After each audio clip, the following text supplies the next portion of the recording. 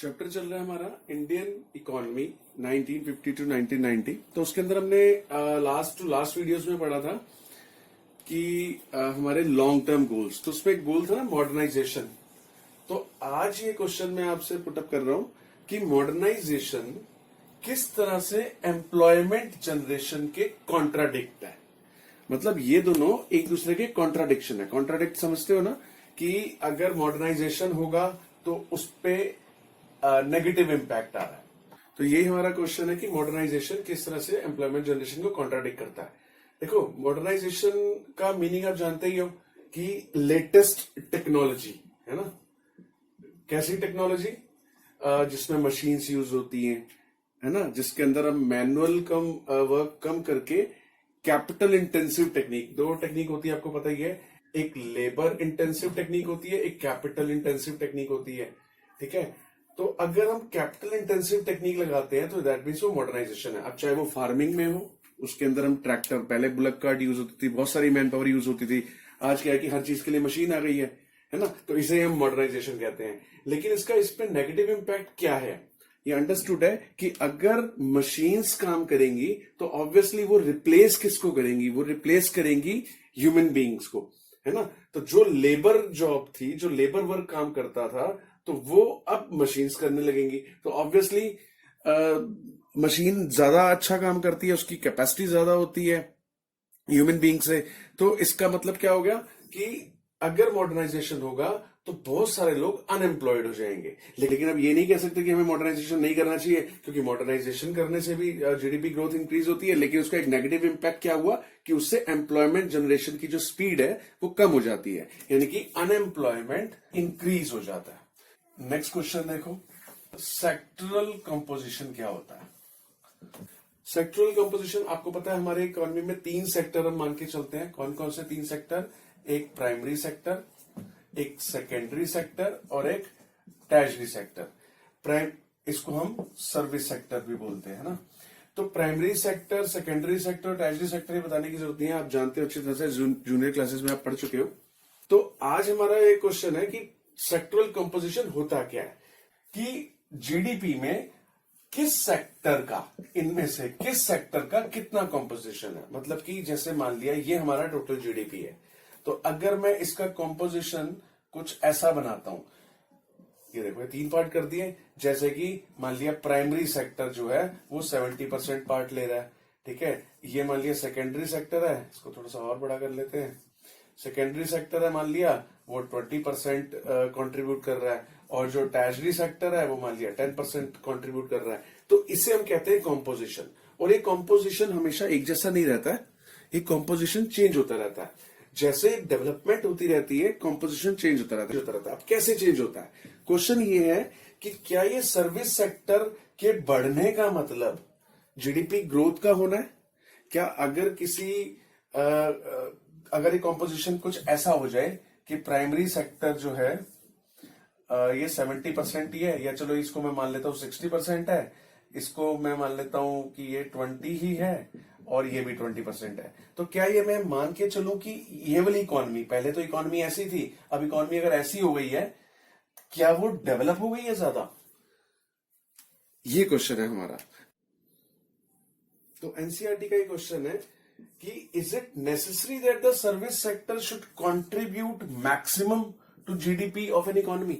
जरूरी है कि कंट्रीब्यूशन किसका, सर्विस सेक्टर का ज्यादा हो? तो इसका आंसर आप नो में ही दोगे कि नहीं, ऐसा जरूरी नहीं है कि सर्विस सेक्टर इंक्रीज होने से कोई भी जीडीपी ग्रोथ ज्यादा होती है।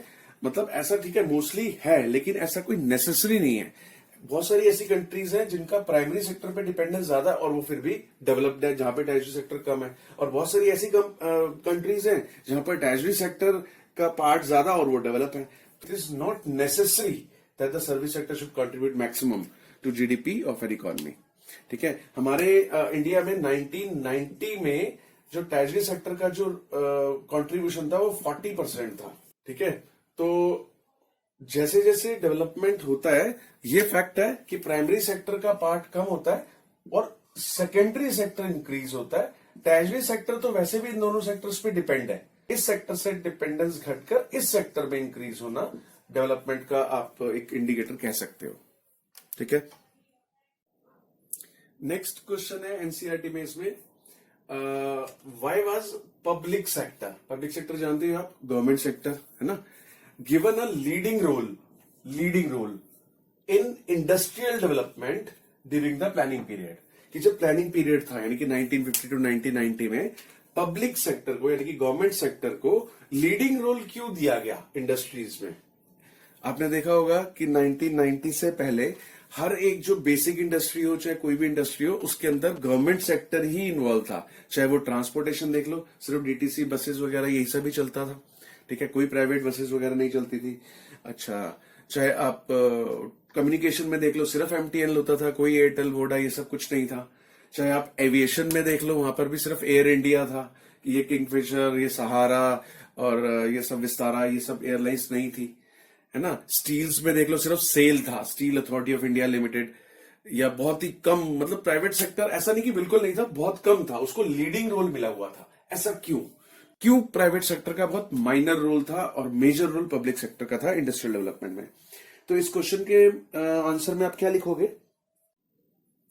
तो इसका आंसर देखो, फर्स्ट पॉइंट है, फर्स्ट रीजन है कि क्यों गवर्नमेंट सेक्टर को लीडिंग रोल दिया गया था, shortage of capital with private sector.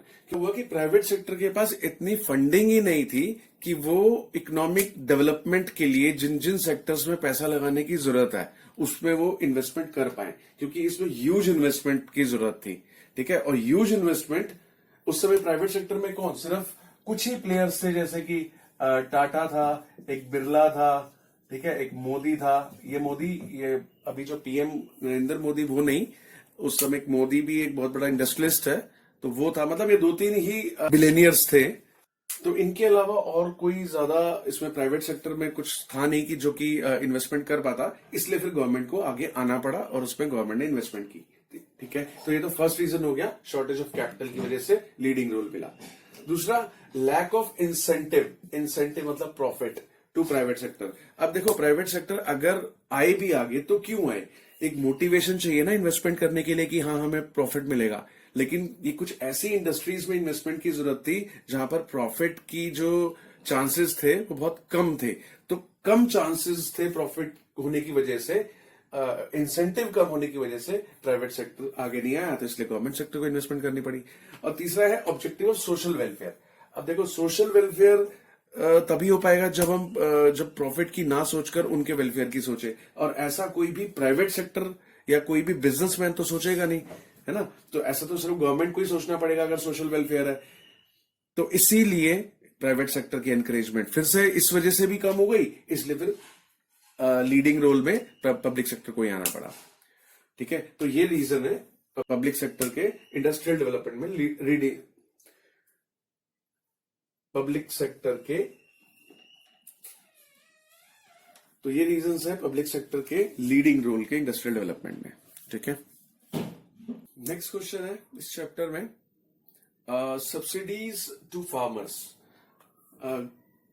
1990 में और 1950 टू 1990 के दौरान एग्रीकल्चर को बूस्ट करने के लिए फार्मर्स को इंडियन गवर्नमेंट ने सब्सिडीज प्रोवाइड की। सब्सिडीज हम जानते हैं, ये सब पहले पढ़ चुके हैं कि कंसेशनल रेट पर चीजों को देना, गुड्स प्रोवाइड कराना, वो सब्सिडीज होता है, ठीक है। तो अब फार्मर्स को कैसे सब्सिडी, फार्मर को देखो उनका जो इलेक्ट्रिसिटी बिल आता है, ठीक है, उनको बहुत सस्ते रेट पे उनको बिजली मिलती है, और सब्सिडी इनको फर्टिलाइजर्स जो मिलते हैं वो भी सब्सिडाइज रेट पर मिलते हैं, इनको जो सीड्स मिलते हैं वो भी सब्सिडाइज रेट पर मिलते हैं, इनको जो वाटर सप्लाई होती है वो भी सब्सिडाइज रेट पर होती है, ठीक है। तो इनको जो लोन्स मिलते हैं, लोन्स वो भी बहुत कम इंटरेस्ट रेट पे मिलते हैं। तो ये सब्सिडीज टू फार्मर, यानी कि जितने भी इनपुट्स की जरूरत है फार्मर्स को वो सब सब्सिडाइज रेट पर है वेलफेयर के लिए, ये सोचकर सब्सिडी स्टार्ट की गई, ठीक है। तो अब अभी इस क्वेश्चन में हमसे पूछा जाता है कि क्या सब्सिडीज कहीं ऐसा तो नहीं है कि बेनिफिट के साथ साथ कहीं ये बर्डन हो जाए। बर्डन कैसे, क्योंकि देखो अगर ये फार्मर्स को सब्सिडी दी गई है, ठीक है, फार्मर का तो वेलफेयर हो गया, लेकिन उस सब्सिडी की वजह से गवर्नमेंट को लॉस होगा, ठीक है। गवर्नमेंट उस लॉस को पूरा करने के लिए उसका बर्डन किस पे डालेगी, आम पब्लिक है या टैक्सेस बढ़ाएगी, क्योंकि गवर्नमेंट पैसे कहां से लाएगी, टैक्सेस बढ़ाकर। तो इस सब्सिडीज का कहीं ना कहीं उसका डिसएडवांटेज भी है जो पब्लिक के ऊपर होता है। तो इस क्वेश्चन में हमें यही बताना है कि सब्सिडीज के बेनिफिट्स क्या क्या हैं और उसके डिसएडवांटेजेस क्या क्या है। ठीक है, तो सबसे पहले बेनिफिट्स देखते हैं। तो फर्स्ट बेनिफिट देखो, हेल्पफुल फॉर मार्जिनल फार्मर। ये मार्जिनल फार्मर्स कौन से होते हैं? देखो, कुछ फार्मर्स ऐसे हैं जिनके पास बहुत पैसा है और वो बहुत वेल सेटल्ड हैं, तो उनको ठीक है सब्सिडी की जरूरत नहीं है। लेकिन जो मार्जिनल फार्मर्स हैं, जो बिल्कुल हैंड टू माउथ है, यानी कि जिनके पास फंड्स की बहुत ज्यादा कमी है, उनके लिए ये सब्सिडी बहुत ज्यादा हेल्पफुल है। ठीक है, उससे उनकी इनडेप्टनेस यानी कि जो कर्जे में फंस जाते हैं उसके मतलब उससे रिड्यूस हुआ है, इनका डेट रिड्यूस हुए हैं। ठीक है, इनको लोन्स लेने की जरूरत जो है, जो जमींदार से और उनसे लोन लेते थे वो लोग इनको एक्सप्लॉइट करते थे, तो वो काफी उसमें रिडक्शन हुआ। ठीक है, to reduce income inequality. Income inequality यानी कि जो अमीर और गरीब का फासला था वो काफी कम हो गया, क्योंकि ये जो मार्जिनल फार्मर्स हैं उनको सस्ते रेट पे मिल गया, जो मार्जिनल फार्मर्स नहीं है, जो वेल सेटल्ड हैं, उनको नॉर्मल रेट पे मिला, तो थोड़ा सा इनका गैप कम हुआ, इनकम की इनइक्वालिटी कम हुई, रिच और पुअर का जो गैप है वो कम हो गया। उसके बाद यूजेस ऑफ अनयूटिलाइज्ड लैंड। कुछ फार्मर सिर्फ इसलिए ही फार्मिंग नहीं कर पाते थे क्योंकि उनके पास इनपुट्स के लिए फंड्स नहीं था। तो अगर वो इनपुट्स के लिए फंड्स गवर्नमेंट ने प्रोवाइड किया है, सस्ते रेट पे, सब्सिडाइज रेट पे उनको प्रोवाइड किया, तो उनका जो लैंड अब तक अनयूटिलाइज था तो वो भी यूटिलाइज होने लगा। ठीक है, और रिडक्शन इन रूरल पॉवर्टी। और ऐसा होने से तो अंडरस्टूड है कि जब मार्जिनल फार्मर का स्टेटस थोड़ा सा इंक्रीज होगा तो उससे रूरल पॉवर्टी कम होगी। ठीक है, तो ये थे इसके बेनिफिट्स। अब इसके डिसएडवांटेजेस देखो कि सब्सिडी क्यों दी गई थी। इसलिए दी गई थी टू एनेबल न्यू टेक्नोलॉजी, क्योंकि न्यू टेक्नोलॉजी कोई अडॉप्ट नहीं कर रहा था, कोई फार्मर्स को अडॉप्ट करवानी थी, इसलिए उनको कम रेट्स पर ये इनपुट्स दिए गए ताकि वो न्यू टेक्नोलॉजी को अडॉप्ट करें और उनकी प्रोडक्टिविटी इंक्रीज हो। तो ये पर्पस जब सॉल्व हो गया, यानी कि वाइडली अडॉप्ट हो चुकी है अब न्यू टेक्नोलॉजी, तो अब तो फिर इस सब्सिडीज को वाइंड अप कर देना चाहिए। तो अब तो इस सब्सिडीज को स्टॉप कर देना चाहिए, वाइंड अप कर देना चाहिए, है ना। तो यही इस पॉइंट में लिखा है कि इसका डिसएडवांटेज ये है कि ये सिर्फ न्यू टेक्नोलॉजी को अडॉप्ट करने के लिए थी, and now it is widely adopted. New technology adopt हो चुकी है, so it should be stopped. ठीक है, जो पर्पस था वो सॉल्व हो गया, अब इसे खत्म करना चाहिए। आगे देखो next point, even rich farmers are enjoying the benefit of subsidy. बहुत सारे ऐसे रिच फार्मर्स हैं जिनको सब्सिडी की जरूरत नहीं है, लेकिन वो हमारे सिस्टम में लैकिंग की वजह से, लूप होल्स की वजह से, वो रिच फार्मर जिनको जरूरत नहीं भी है सब्सिडी की, वो भी यूज कर रहे हैं। तो ये तो एक तरह से उनको, जिसको इसका बेनिफिट नहीं मिलना चाहिए, उनको भी इसका बेनिफिट मिल रहा है, तो इसलिए ये सब्सिडीज कहीं ना कहीं डिसएडवांटेज है। और उसके बाद देखो एक और पॉइंट है, subsidy beyond a limit encourage wasteful use of resources. जब हम एक हद से ज्यादा सब्सिडी दे देते हैं तो उसका वेस्टफुल यूज होता है। जैसे कि कुछ स्टेट्स में ऐसा है जहां पर ना फ्री इलेक्ट्रिसिटी है फार्मर्स के लिए, तो फार्मर्स उस फ्री इलेक्ट्रिसिटी को अपने फार्म में तो यूज कर रही है, साथ ही साथ उन्होंने वहां से अपने घर में भी उसको यूज करना स्टार्ट कर दिया, अपने घर तक भी उसकी वायर्स ले लिए हैं। ठीक है, तो ये रिसोर्सेज का एकदम वेस्टेज है। ठीक है, तो इसलिए यहां पे लिखा भी है like free electricity is also being used in houses, तो वेस्टफुल यूजेस से इंक्रीज होता है। और एक और पॉइंट आप लिख सकते हो, टैक्स बर्डन, कि इससे जो टैक्स बर्डन होगा वो आम पब्लिक के ऊपर जो टैक्स बर्डन होता है वो भी सब्सिडी की वजह से ही है। ठीक है, तो ये सब्सिडी के बेनिफिट्स और डिसएडवांटेजेस हैं।